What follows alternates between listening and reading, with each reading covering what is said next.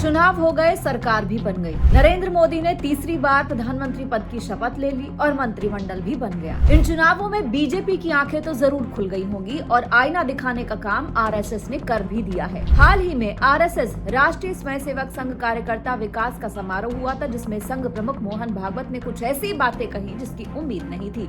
उन्होंने कहा था कि चुनाव परिणाम आ चुके हैं, सरकार बन गई है, वही सरकार है एनडीए की, फिर से आ गई है। पिछले 10 साल में बहुत कुछ अच्छा हुआ है, वैश्विक स्तर पर अच्छी पहचान हुई है, लेकिन इसका ये मतलब नहीं कि हम चुनौतियों से मुक्त हो गए हों, हमारे सामने चुनौतियां ना हो। हालांकि उन्होंने किसी का नाम तो नहीं लिया, लेकिन इशारों में बहुत कुछ बातें कही हैं। उन्होंने चुनाव में संघ का नाम घसीटे जाने, चुनाव में मर्यादा की बात कही है, मणिपुर में अशांति का जिक्र किया है, दूसरों के मतों का सम्मान जैसे मुद्दों पर भी अपनी बात कही है। उन्होंने साफ कहा कि सरकार का काम अलग है और संघ का काम अलग है। चुनाव में संघ जैसे संगठन को भी घसीटा गया था, कैसी कैसी बातें की गई थी।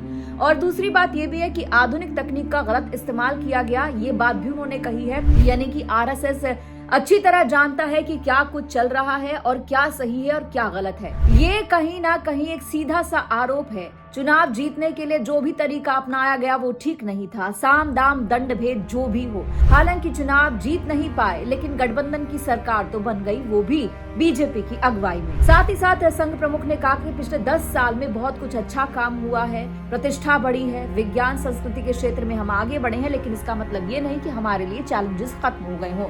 इसके बाद उन्होंने काफी अहम मुद्दा उठाया, जिस मुद्दे पर हर कोई बात कर रहा है सिवाय सरकार के। सरकार इस मुद्दे पर जो है अपने आप को बचाती नजर आई है, और वो है मणिपुर का मुद्दा। उन्होंने मणिपुर का मुद्दा भी उठाया और कहा कि मणिपुर 1 साल से शांति की राह देख रहा है, वो साल भर से सुलग रहा है या सुलगाया गया है, इस पर ध्यान देना होगा, इस पर काम करना होगा। ये बात सही है कि मणिपुर में शांति को लेकर जिस तरह का काम किया जाना चाहिए था, केंद्र सरकार ने वो नहीं किया है। अभी भी मणिपुर में घटनाएं घट रही हैं, अशांति है। इसके साथ ही नई सरकार को 2 टूक कहा कि किसी अहंकार को न पाले। वैसे मोदी 2.0 के मंत्री चुनाव हार गए हैं अपने अहंकार के चलते। कई सांसद जो अपने रुतबे और ताकत की कहानी बताते थे, सब कोई चुनाव हारे बैठे हैं और कुछ को तो मंत्रिमंडल से बाहर का रास्ता तक दिखा दिया गया है।